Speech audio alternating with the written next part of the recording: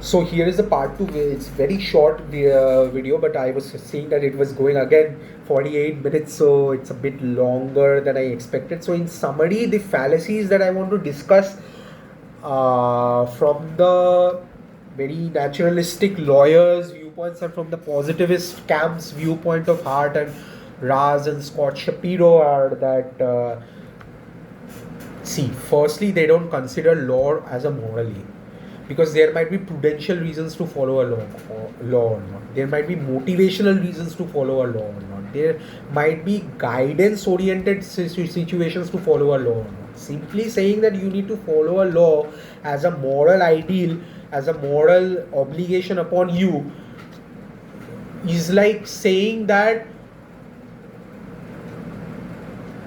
if I am cheating, as I have said in my previous video, that if I am cheating, let's say in a legal system of USA, if I am cheating, then I am only to be fined to the extent what my US legal system prescribes. But if I am cheating and I am stoned to death as per a law required to be done in let's say in an Iranian system, so the immoral aim of cheating has its different functions, has its different means to satisfy it. So that satisfaction of how you come to that immoral aim, you're not considering that. That's what the naturalistic lawyers are arguing about. And secondly, if you are even considering the naturalistic viewpoint of having a moral aim, you are simply extinguishing the distinction between a legal system's existence of how a society needs to be governed, because there might be a progressive legal system having a law which simply says that if you cheat you will be fined for it, or you might be rewarded for it, or in another system you might be having a regressive system where you might be fined, you might not be fined or rewarded, rather you might be stoned to death for it. So you're understanding the distinction within itself would exist, would simply extinguish. So that's a very obnoxious viewpoint. Then we will not have countries only. So everything will be singular. A one thesis sort of how Dworkin is. So I'll come to all these points later on. So from this viewpoint of these two videos that I have, from these 3 parts that I made, and this is the part 4, and I believe a part 5 will also come out, because I need to talk about another aspect which is also much more important, and that aspect is can there be purely descriptive theories of law of nature? So if we go by the positivist argument, or if we reject naturalistic lawyers' viewpoint that there is normative, apart from normative justifications, there is simply descriptive theories of law which hardcore exclusive legal positivists say, can there be so? See, I belong to an inclusive legal positivist camp of Kramer and Will Value Chow. And I believe that law's moral aim is contingent on the rule of recognition to be simply if a morality exists as an ideal, if it is recognized by a rule of recognition, then as per my inclusive legal positivist viewpoint, it satisfies my point. But I'll come to this part about it in some other video. So the first point which I want to talk about, the fallacy of Dworkinian theory, is the descriptive and the normative distinction. I'll talk about this in much more detail in my next part. So positivists can argue that Dworkin conflates descriptive and normative inquiry. When Hart describes legal practice, he is engaged in a sociological enterprise. So identifying what officials actually do and the criteria they use to recognize validity law. This descriptive task doesn't require normative stance on whether or not that practice is valuable. So Dworkin says that a law is simply a law because of its value that is attached to it, which is constructively interpreted by a judge to be whether or not it best fits in a morally justificatory scenario of a legal system. I would say that one can accurately, let's say, describe a Nazi law or an apartheid law without endorsing the system. The rule of recognition functions as a social fact about official behavior and not a moral endorsement. Because if that were so, then these Nazi laws and apartheid laws would have been not existing in the first place. You're getting me? Second is the possibility of detached legal systems. This is a very Razian viewpoint that I want to argue about. So Hart's concept of detached or external legal system demonstrates that one can make claims about what law requires without endorsing that system. So let's say a legal advisor can tell a client that a law requires to do X, while personally believing that the law is unjust. But he is giving a solution to it because he has to argue with the court, he has to play the devil's advocate, he has to earn money. So he can say that this law requires a particular solution through X, though he may himself personally not agree to it. This shows that identifying legal requirements doesn't necessarily involve moral evaluation. Contra what Dworkin claims, the legal proposition inherently depends on moral arguments. The third point is the semantic sting response. Now, positivists can argue that Dworkin's interpretative approach actually creates more problems than it solves. If every legal claim requires moral arguments, then legal disagreements becomes interminable. There's no shared criterion for resolving disputes about what law requires.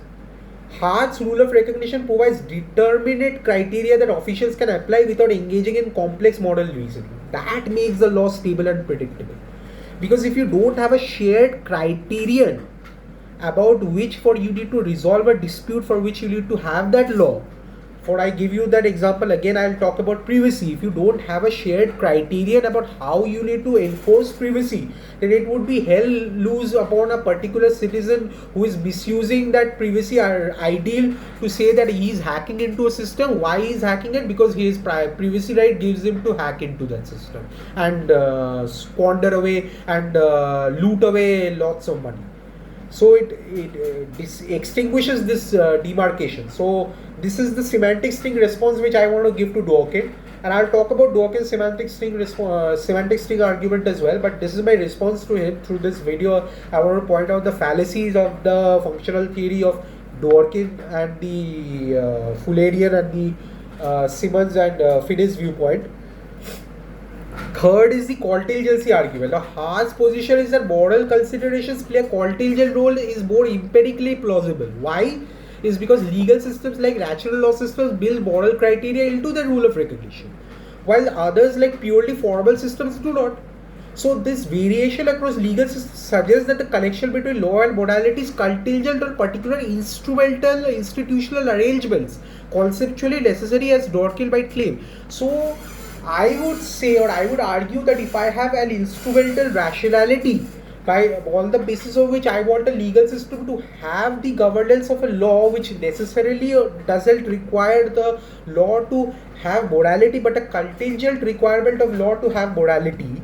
So I am arguing that I am free to extend my boundaries to such an extent that the best way to optimize or make my plan effective, which according to Shapiro's claim is that to make my legal system much more effective, I can then make rules in accordance with that rather than thinking about it from a moralistic ideal, because it basically pulls me down into a very sort of a level playing field which I don't want to, because I want to prosper, I want to progress. There is a reason why there are rankings in a particular in particular parameters if you look at it. That's why we say that a country is developed and a country is not developed by virtue of certain parameters.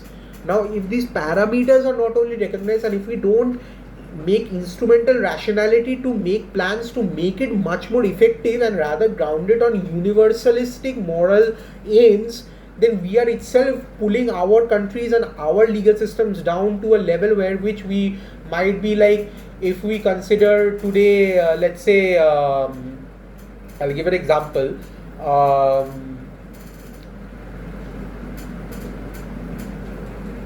Let's say today if we consider poverty to be something immoral, right? So if we consider poverty to be immoral, then we would obviously have to have, so let's say we consider poverty to be moral, then we would obviously consider that to be an ideal for which we would ascribe towards, and we would not ascribe towards being rich, which is also ground to effectively plan ourselves towards.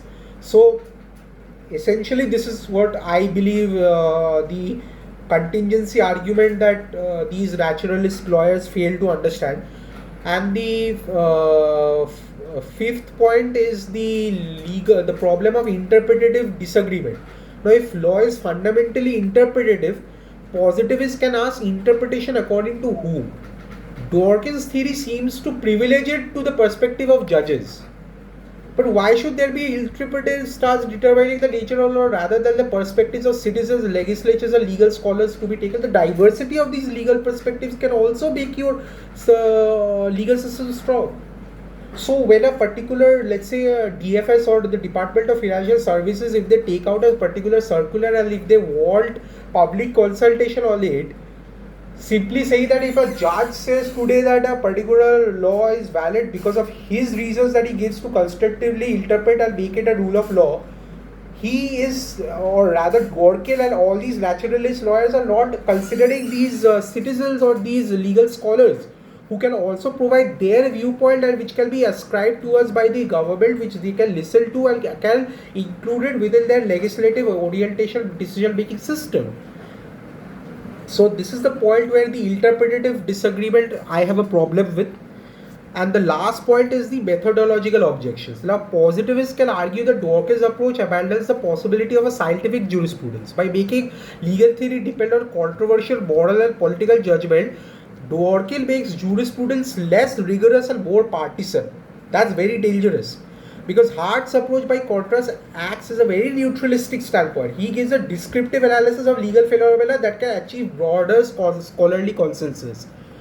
Rather than ascribing to a very narrow partisan viewpoint, his theory and positivist aspiration is much more to be considered grounds to be neutral. Because if you don't consider grounds to be neutral, then you are disrespecting the existence of certain legal systems which have existed without considering notions of these principles of legality and antecedentors and the laws function to have a very teleological specific purpose.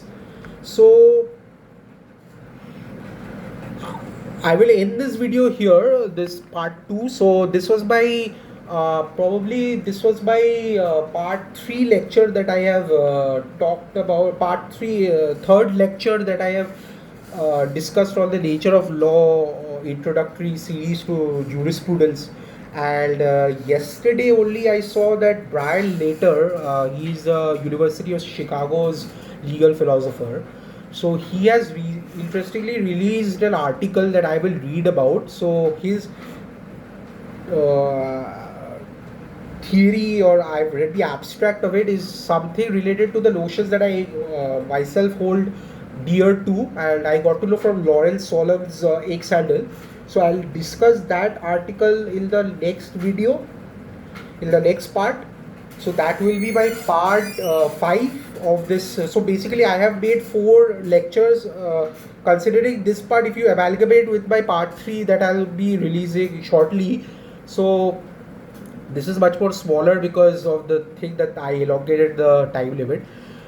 I will discuss in the next video, can there be purely descriptive nature of law? So that's a very interesting question that I need to address, and also I'll discuss this Brian Later's article to highlight one of a very important viewpoint. So I'll discuss all these notions in the next video. So stay tuned with me, and thank you very much. Best wishes, and bye bye.